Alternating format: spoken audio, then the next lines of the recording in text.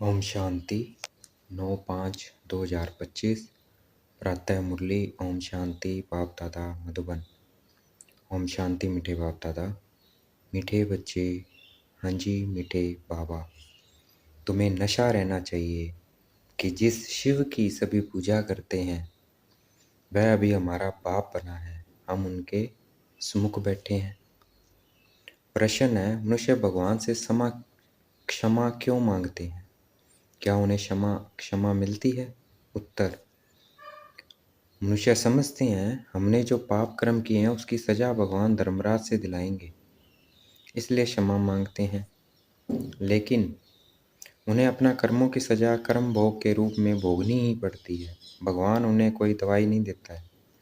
गर्भ जेल में भी सजाएं भोगनी है। साक्षात्कार होता है कि तुमने यह किया है, ईश्वरीय डायरेक्शन पर नहीं चले हो, इसलिए यह सजा है। गीत है, तूने रात गवाई सो के, दिन गवाया खाई के। ओम शांति। यह किसने कहा? रूहानी बाप ने कहा। वह है ऊंचते ऊंच, सभी मनुष्य से भी, सभी आत्माओं से भी ऊंच। सब में आत्मा ही है ना। शरीर तो पाठ बजाने के लिए मिला है। अभी तुम देखते हो सन्यासियों आदि के शरीर का भी कितना मान होता है, अपने गुरुओं आदि की कितनी महिमा करते हैं। यह वेद का बाप तो गुप्त है। तुम बच्चे समझते हो शिव बाबा ऊंचते ऊंच है, उनसे ऊंच कोई है नहीं। धर्मराज भी उनके साथ है, क्योंकि भक्ति मार्ग में क्षमा मांगते हैं। हे भगवान क्षमा करना। अब भगवान क्या करेंगे? यह गवर्नमेंट तो जेल में डालेगी, वह धर्मराज गर्भ जेल में दंड देते हैं, भोगना भी भोगनी पड़ती है, जिसको कर्म भोग कहा जाता है। अभी तुम जानते हो कर्म भोग कौन भोगते हैं, क्या होता है? कहते हैं हे प्रभु क्षमा करो, दुख हरो, सुख दो। अब भगवान कोई दवाई करते हैं क्या? वह तो कुछ कर न सके, तब भगवान को क्यों कहते हैं? क्योंकि भगवान के साथ फिर धर्मराज भी है। बुरा काम करने से जरूर भोगना पड़ता है। गर्भ जेल में सजा भी मिलती है। साक्षात्कार सब होते हैं, बिगैर साक्षात्कार सजा नहीं मिलती। गर्भ जेल में तो कोई दवाई आदि नहीं है, वहाँ सजा भोगनी पड़ती है। जब दुखी होते हैं तब कहते हैं भगवान इस जेल से निकालो। अभी तुम बच्चे किसके सामने बैठे हो? ऊंचते ऊंच बाप है, परंतु है गुप्त। और सभी के तो शरीर देखने में आते हैं। यहाँ शिव बाबा को तो अपना हाथ पांव आदि है नहीं।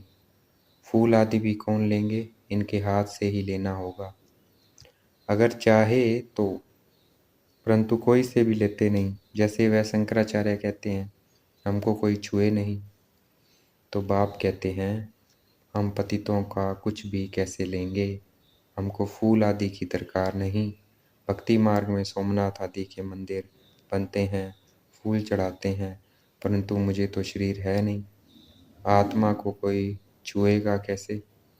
कहते हैं हम पतितों से फूल कैसे लेवें, कोई हाथ भी नहीं लगा सकते, पतितों को छूने भी न दें।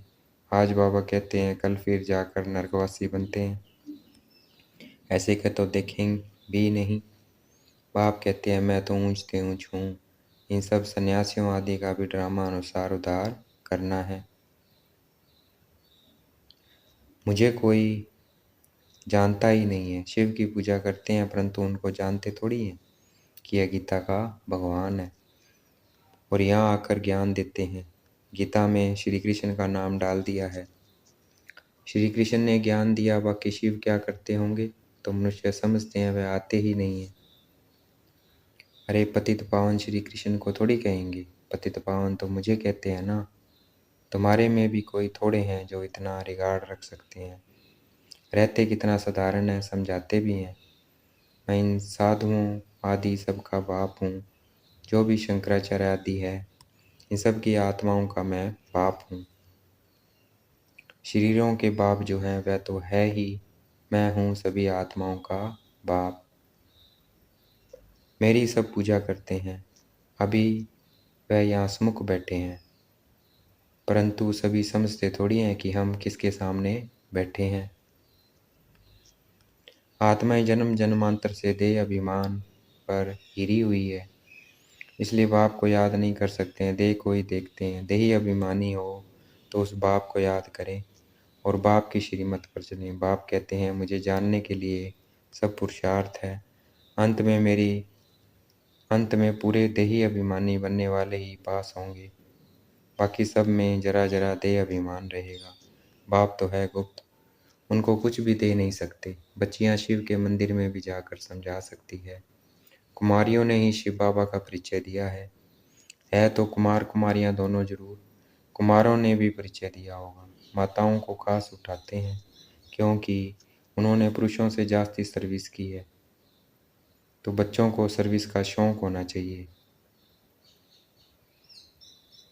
जैसे उस पढ़ाई का भी शौक होता है ना, वह है जिस्मानी, है रूहानी। जिस्मानी पढ़ाई पढ़ेंगे या ड्रिल आदि सीखेंगे, मिलेगा कुछ भी नहीं। समझो अभी किसी को बच्चा जन्मता है तो धूमधाम से उनकी छठी आदि मनाते हैं, परंतु वह पाएंगे क्या? इतना समय ही नहीं जो कुछ पा सकें। यहाँ से भी जाकर जन्म लेते हैं, परंतु वह भी समझेंगे तो कुछ नहीं। यहाँ का बिछड़ा हुआ होगा तो जो सीख कर गया होगा उसी अनुसार छोटेपन में ही शिव बाबा को याद करता होगा। यह तो मंत्र है ना। छोटे बच्चों को सिखलाएंगे, वह बिंदुवादी तो कुछ समझेगा नहीं, सिर्फ शिव बाबा कहते रहेंगे। शिव बाबा को याद करो तो स्वर्ग का वर्षा पाएंगे।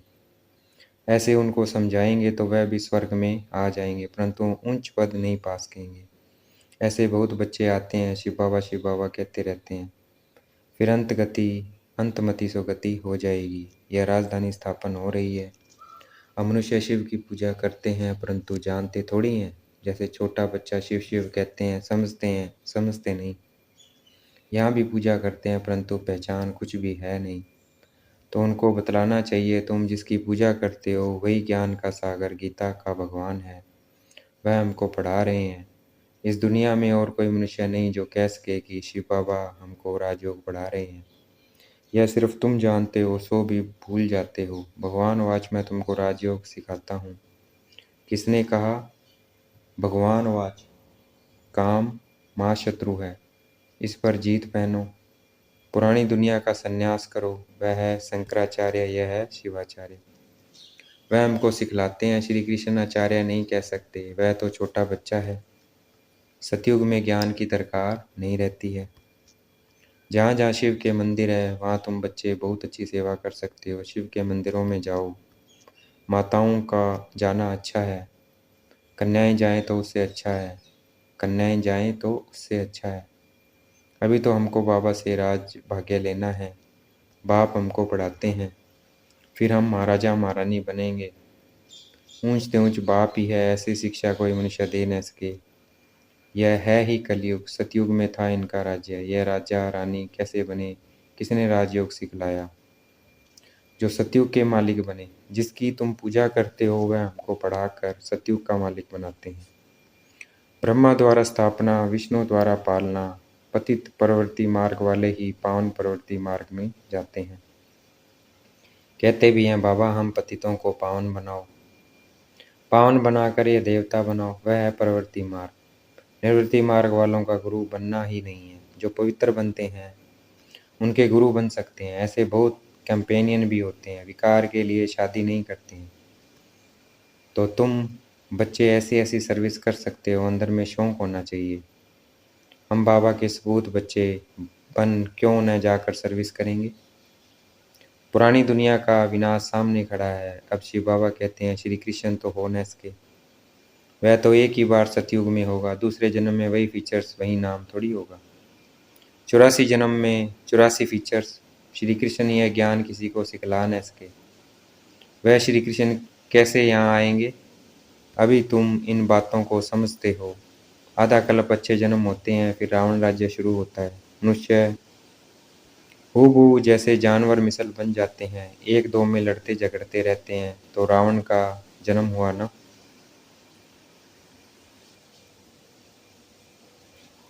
एक दो में लड़ते झगड़ते रहते हैं तो रावण का जन्म हुआ ना। बाकी 84 लाख जन्म तो है नहीं, इतनी वैरायटी है। जन्म थोड़ी इतने लेते हैं। तो यह बाप बैठ समझाते हैं, वह ऊंचते ऊंच, वह है ऊंचते ऊंच भगवान, वह पढ़ाते हैं। नेक्स्ट में फिर यह भी तो है ना, कौन? ब्रह्मा बाबा। नहीं पढ़ेंगे तो किसी के पास जाकर दास दासी बनेंगे। क्या शिव बाबा के पास दास दासी बनेंगे? बाप तो समझाते हैं, पढ़ते नहीं हो तो जाकर सतयुग में दास दासियां बनेंगे। जो कुछ भी सर्विस नहीं करते, खाया पिया और सोया, वह क्या बनेंगे? बुद्धि में आता तो है ना क्या बनेंगे। हम तो महाराजा बनेंगे, हमारे सामने भी नहीं आएंगे, खुद भी समझते हैं ऐसे हम बनेंगे, परंतु फिर भी शर्म कहाँ है, हम अपनी उन्नति कर कुछ पा लें, समझते ही नहीं है। तब बाबा कहते हैं ऐसे मत समझो। यह ब्रह्मा कहते हैं हमेशा शिव बाबा के लिए समझो।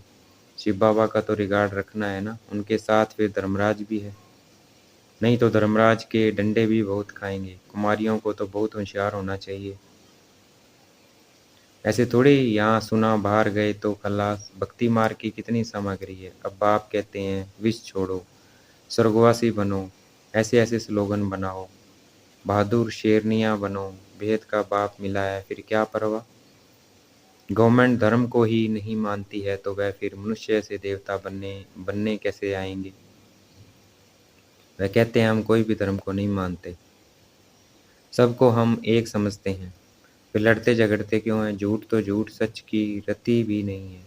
पहले पहले ईश्वर सर्वव्यापी से ही झूठ शुरू होता है। हिंदू धर्म तो कोई है नहीं, कृष्ण का अपना धर्म चला आता है, वह अपने को बदलते नहीं है। यह एक ही धर्म है जो अपने धर्म को बदल हिंदू कह देते हैं और फिर नाम कैसे कैसे रखते हैं, श्री श्री फलाने। अभी श्री अर्थात श्रेष्ठ है कहाँ, श्रीमत भी किसी की नहीं है, यह तो उन्हों की आयरन एज्ड मत है, उनको श्रीमत कैसे कह सकते हैं। अभी तुम कुमारियाँ खड़ी हो जाओ तो कोई को भी समझा सकती हो, अभी तुम कुमारियाँ खड़ी हो जाओ तो कोई को भी समझा सकती हो, परंतु योग युक्त अच्छी होशियार बच्चियाँ चाहिए। अच्छा, देखेंगे बाप दादा याद प्यार दे रहे हैं, मीठे मीठे सिगल दे बच्चों प्रति माता पिता, बाप दादा का याद प्यार। गुड मॉर्निंग रूहानी बाप की रूहानी बच्चों को नमस्ते। हमें भी याद प्यार देना है, हम रूहानी बच्चों की रूहानी बाप दादा को दिल व जान शिकवा प्रेम से वेद का याद प्यार और नमस्ते। धारणा के लिए मुख्य सार है, अपनी उन्नति करने के लिए बाप की सर्विस पर में तत्पर रहना है, सिर्फ खाना पीना सोना या पद गंवाना है। बाप का और पढ़ाई का रिगार्ड रखना है, दैही अभिमानी बनने का पूरा पूरा पुरुषार्थ करना है, बाप की शिक्षाओं को धारण कर सपूत बच्चा बनना है। आज का वरदान है, देखेंगे बाप दादा ने मस्तक पे हाथ रखा हुआ है, वरदान दे रहे हैं। सेवा करते उपराम स्थिति में रहने वाले योग युक्त युक्ति युक्त सेवाधारी भाव, सेवा करते उपराम स्थिति में रहने वाले योग युक्त युक्ति युक्त सेवाधारी भाव। जो योग युक्त युक्ति युक्त सेवाधारी है, वह सेवा करते भी सदा उपराम रहते हैं। ऐसे नहीं सेवा ज़्यादा है इसलिए शरीरी नहीं बन सकते हैं, लेकिन याद रहे कि मेरी सेवा नहीं है, बाप ने दी है तो निर्बंधन रहेंगे।